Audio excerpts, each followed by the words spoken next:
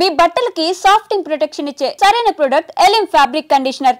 అంటే అదే నేను చెప్తున్నాను కదా, ఏ ఫ్రేమ్ కా ఫ్రేమ్ స్పెసిఫిసిటీ ఉన్నా light travels faster than sound అంటారు కదా. సో కొన్ని సీన్స్, కొన్ని సాంగ్స్ ఎస్పెషల్లీ మీరు సాంగ్స్లో యూజ్ చేసే కొన్ని ప్రాపర్టీస్ అట్లా నిలబడిపోతాయి అంతే. అది వేరే లెవెల్ అంతే. అంటే అది మెయిన్ తెలివితేటలను డామినేట్ చేసి అంటే ఇంకా మా మైండ్ని డైవర్ట్ చేసేసి మీరు చూపించే ఆబ్జెక్ట్స్, ఎస్పెషల్లీ ఫ్రూట్స్ యూసేజ్ కానీ, ఎస్పెషల్లీ ఫ్లవర్స్ యూసేజ్ కానీ మీ తర్వాతే అంతే, ఇంకా అందులో తిరుగులేదు. పూజ్యులు వెంకయ్యనాయుడు గారు కూడా ఎప్పుడైనా స్టేజ్ మీద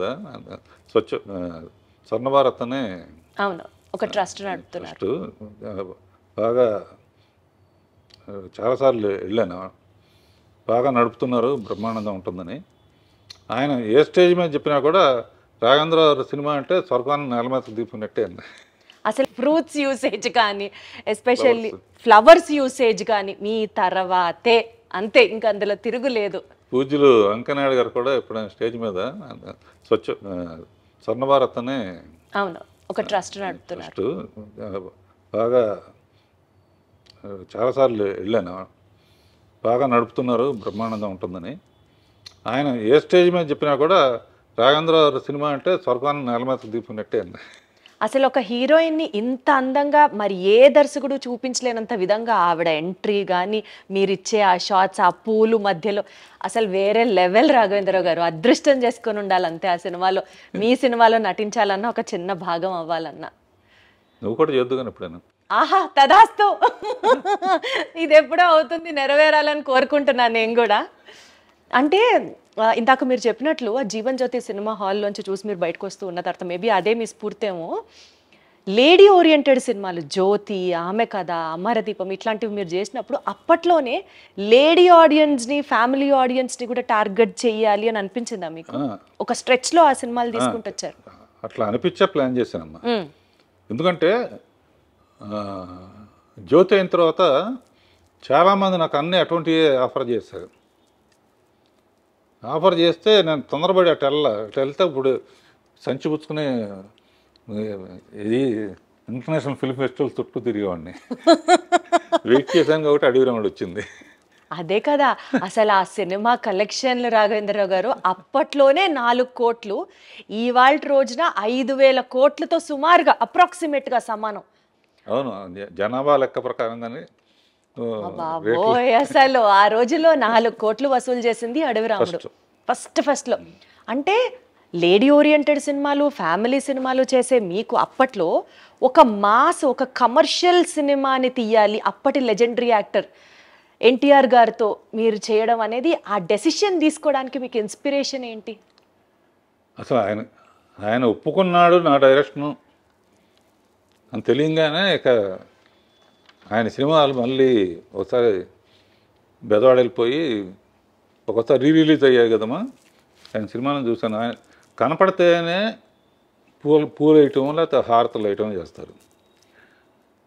నడిచి వస్తేనే అలా చేస్తున్నారు. ఏనుగు మీద వస్తే ఎలా ఉంటుంది అని ఏనుగు మీద అవును గజారోహణం ఏదో అంటారుగా. ఏనుగు మీద వస్తే, ఏనుగు మీద రావాలంటే అడవికి వెళ్ళాలి. అడవికి వెళ్ళాలంటే వాడు టార్జాన్ అయి ఉండాలి. టార్జాన్కి సూట్ అవ్వదు.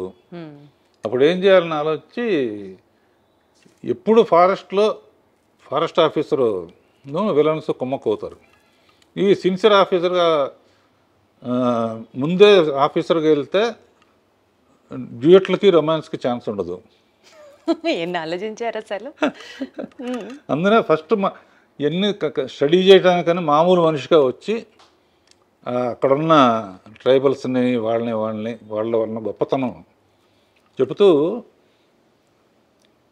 కొన్ని రోజులైన తర్వాత నాకు భయం వేస్తున్నాను. అప్పటికి రామారావు కృష్ణుడి ఫోటోలు కానీ, రాముడి ఫోటోలు కానీ ఇళ్లలో పెట్టుకునేవాళ్ళు.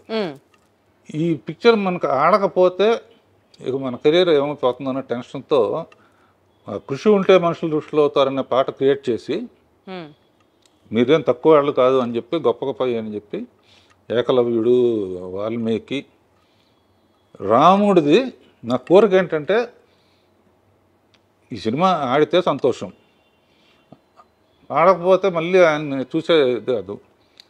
సరే రాముడు ఎట్లా ఉంటాడో మనకు తెలియదు, ఆయనలాగానే ఉంటాడు.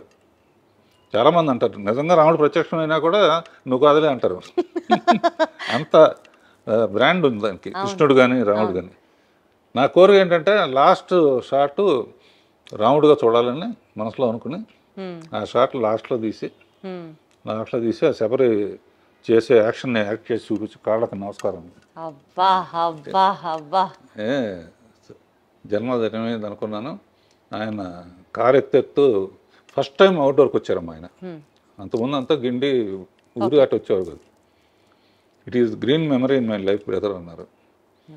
అట్లా నన్ను చాలా ప్రేమగా చూసుకున్నారు. తర్వాత ఆయనతో 12 సినిమాలు చేశాను. 12లో 9, 10 హిట్లే. అసలు హిట్ కాందేది సార్. తర్వాత చిరంజీవితో 14 తీశాను. 14 సినిమాలు చిరంజీవి గారితో. సో నా అదృష్టం ఏంటంటే 3 తరాలతో చేశానమ్మా. అవును సార్. రామారావు, బాలకృష్ణ, మళ్ళీ తారకరత్న, మళ్ళీ నాగేశ్వరరావు, నాగార్జున, సుమంత్, కృష్ణ, మహేష్ బాబు, సోమన్ బాబు కొడుకు రాలేదు కానీ తర్వాత శ్రీకాంత్ కొడుకుతో కూడా మళ్ళీ అసలు ఇంట్రడ్యూస్ చేసిందే మీరు. సూపర్ అసలు. అలా ఇట్స్ ఆల్ డెస్టినీ అమ్మా. నేను ప్లాన్ చేసింది కాదు. People are really blessed to work with you sir.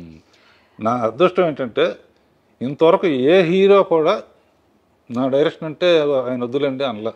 ఎవరు సార్ అనేది ఆ మాట? ఎలా సార్ అంటారు ఆ మాట? నారాయణరావు నాది చాలా మంచి కాంబినేషన్ అమ్మా. నేను మాట్లాడను కాబట్టి నా తరఫున ఆయన మాట్లాడేవాడు స్టేజ్ మీద.